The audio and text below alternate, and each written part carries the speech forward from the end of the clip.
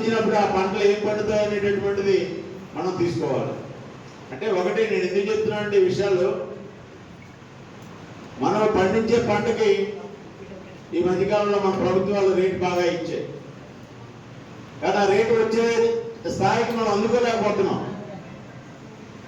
నేను ఈ మధ్య 2-3 అసెంబ్లీలో వచ్చినప్పుడు ధాన్య కొనుగోలు కేంద్రాలకు వచ్చినప్పుడు మనం రేటు పట్టిక పెట్టినప్పుడు కూడా రైతుల దగ్గర నుంచి ఆ రేటు కొనడానికి టెక్నికల్ ప్రాబ్లం ఎదురవుతున్నాయి.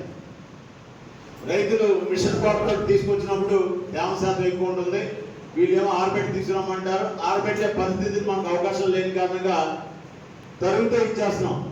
అంటే గవర్నమెంట్ ఇచ్చినప్పటికి కూడా అది మనం పొందలేకపోతున్నాం. కానీ అది పొందాలంటే ఏం చేయాలి? అది పొందాలంటే మనం ఏం చేయాలి?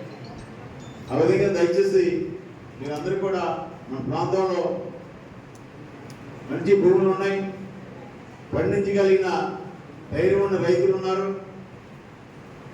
మన నరేంద్ర మోడీ గారు వ్యవసాయం ఆధారంగా పనిచేస్తున్న వారందరికీ ఎటువంటి సౌకర్యాలు ఇస్తున్నారు, ఎటువంటి సబ్సిడీలు ఇస్తున్నారు అని చూస్తే ఒక్కొక్క రైతుకి ఒక్కొక్క సీజన్కి మనం వాడుతున్నటువంటి మందుల మీద ఇస్తున్న సబ్సిడీ చూస్తేనే 20,000 దాటుతుంది.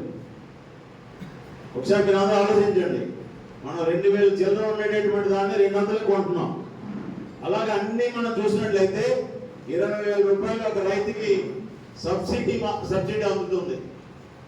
ఇవి కాకుండా ఉన్న స్కీమ్లు అందుకోవడానికి మీరు అవగాహన పెంచుకోవాలి.